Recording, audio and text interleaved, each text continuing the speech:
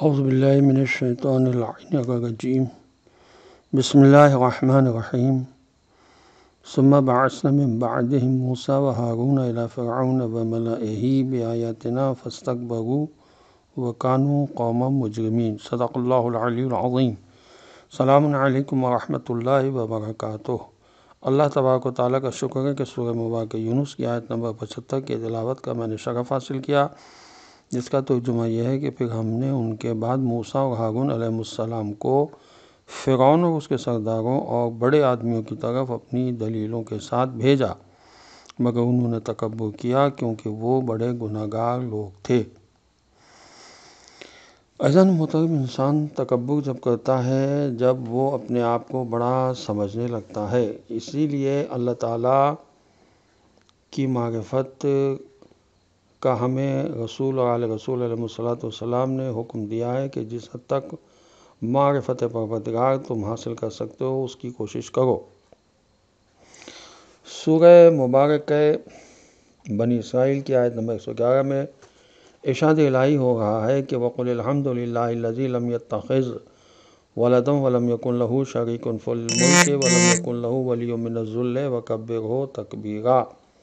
اور کہہ دیجئے ثناء کامل ہے اس اللہ کے لیے جس نے نہ کسی کو بیٹا بنایا اور نہ اس کی بادشاہی میں کوئی شریک ہے، اور نہ وہ ناتواں ہے کہ کوئی اس کی سرپرستی کرے، اور اس کی بڑائی کا محقہ بیان کرو۔ مذکورہ آیت میں اللہ تعالیٰ کی چند صفات سلبی بیان ہوئی ہیں۔ پہلی یہ کہ اللہ تعالیٰ اولاد سے مبرہ اور منزہ ہے۔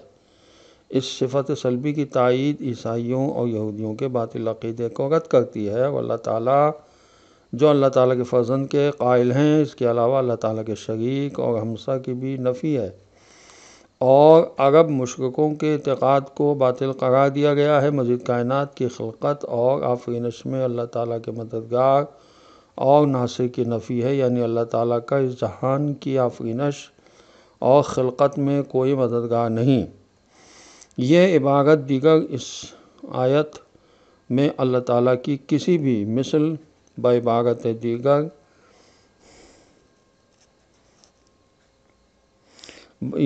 بعبارت وگرنہ اس آیت میں اللہ تعالیٰ کی کسی بھی مثل اور شبیہ کی نفی ہے۔ بعبارت دیگر اس آیت میں اللہ تعالیٰ کی کسی بھی مثل اور شبیہ کی نفی ہے، خواہ وہ درجے میں کمتر ہو جیسے اولاد کا ہونا، یا اس کے مساوی اور ہم رتبہ ہو جیسے شریک، یا اس کی ذات سے بالاتر اور غالب ہو مثلا ولی اور سرپرست۔ آخر میں پیغمبر اکرم صلی اللہ علیہ وسلم کو حکم دیا گیا ہے کہ ہمیشہ اللہ تعالیٰ کو مخلوقات کے وصف اور خیال سے بالاتر سمجھیں۔ امام جعفر صادق علیہ السلام کی حدیث ہے، یا مالی شیخ توسی میں صفحہ 687 پر حدیث کا نمبر ہے 1458۔ امام علیہ السلام فرماتے ہیں کہ بہترین عمل اللہ تعالیٰ کی یگانگی اور وحدت کا قائل ہونا ہے، اور بدترین گناہ اس کی مخلوقات سے تشبیہ دینا ہے۔ عزیزان محترم، ہمیں اپنے رزق کو پاکیزہ رکھنا چاہیے۔ سود ہمارے معاملات میں بالکل نہیں ہونا چاہیے۔